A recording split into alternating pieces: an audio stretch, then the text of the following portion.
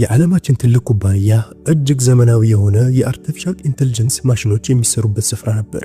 ሆኖም በድንገት ባልታወቀ የቴክኒክ ችግር ምክንያት ላለፉት 10 ቀናት ዝግ ሆኖ ቆይቷል። በየቀኑ የሚደረገው የብዙ ሚሊዮን ዶላር ኪሳራ ከፍተኛ ነበር። በዓለም ካሉ ታላላቅ መሐንዲሶች ሁሉ ዕውቀታቸውን ሞክረው ነበር፣ ነገር ግን ማሽኑ ማንም ሊጠግነው አልቻለም። በዚያን ጊዜ አንድ ወላጅ የሌለው ጫማ ጠራጊ ልጅ ጌታዬ እኔ ይህንን ማሽን ልጠግነው እችላለሁ አለው። ይህንን የልጁን ንግግር የሰሙ ሁሉም ሳቁበት፣ እብድም አሉት፣ በጣም ተሳለቁበት። ነገር ግን ማንም ያልጠበቀው ነገር አደረገ። ጓደኞች፣ ይህ ጫማ ጠራጊ ልጅ ማን እንደነበርና ስለ ማሽኖች ይህን ያህል ዕውቀት እንዴት እንደነበረው እንወቅ።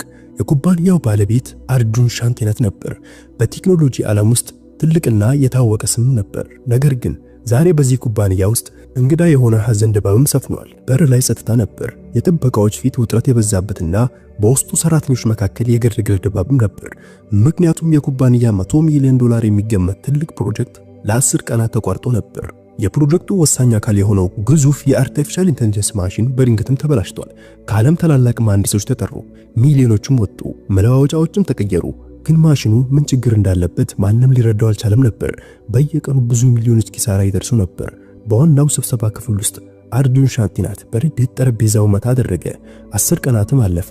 ማሽኑ አሁንም አልተጀመረም። ይህ ኩባንያ መሳለቅ አይደለም፣ በዚህ ፕሮጀክት ላይ ብዙ ገንዘብ ወጥቷልም አለ። መሐንዲሶች በፍርሃት ቆመው ነበር። አንድ ከፍተኛ መሐንዲስ ጌታዬ ሁሉንም ክፍሎች ፈትሸናል፣ ሴንሰሮች፣ ሽቦዎች፣ ሶፍትዌሮች፣ ሁሉም ነገር ጥሩ ይመስላሉም አለ። የሌላኛው ደግሞ ከውጭ ልዩ ቡድን ጠርተናል፣ ግን ችግሩ የት እንዳለ ማንም አልተረዳም አለ። የአርጁን አይኖች በቁጣ ቀልተው ወደ ጭንቀትም ተቀየሩ። ማሽኑ በሚቀጥለው ሳምንት ዝግ ሆኖ ከቀጠለ ኩባንያው ትልቅ ኪሳራ ይደርስበታል። እርሳቸውም ዛሬ ሙሉን ሲስተም እንደገና ተመለከቱ። እስከ ምሽት ድረስ ውጤት እፈልጋለሁ፣ አለበለዚያ ሁላችሁም ትባራላችሁ ብሎም አዘዘ። እናም ከስብሰባ ክፍልም ወጡ። የኩባንያው ባለቤት እንደወጣ አይናቸው በሩ አጠገብ እግረኛ መንገድ ላይ የተቀመጠ የ15 ዓመት ልጅ ላይ ማረፈ። እጁ ላይ ብሩሽ፣ የጫማ ፖሊሽ ጠርሙስ፣ አንድ ያረጀ ጨርቅ ነበር።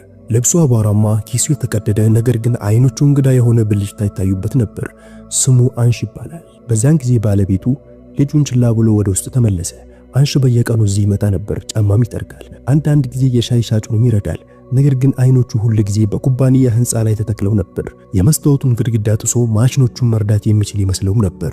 ዛሬም ከሩቅ ወደ ማሽን ክፍል ይመለከታል። መሐንዲሶች መሯሯጥ፣ የደውል ድምፅ፣ የባለቤት ቁጣ፣ ሁሉም በትኩረት ይመለከት ነበር። በውስጡ ማገሮገረመ። ማሽኑ 10 ቀናት ዝግ ሆኗል፣ ግን እነዚህ ሰዎች የተሳሳተ ቦታ እያዩ ነውም አለ። ትክክለኛ ችግር ያለው በመጠባበቂያ ዩኒት ውስጥ ነውም አለ። ነገር ግን የሱን ንግግር ማን ሊሰማ ይችላል? እሱን ያዩት ሰዎች ሁሉ ድሃ ጫማ ጠራጊ ልጅ እንደሆነ ብቻ ያስባሉ። ሌሊቶች እንዴት እንደሚያልፉ ማንም አያውቅም ነበር።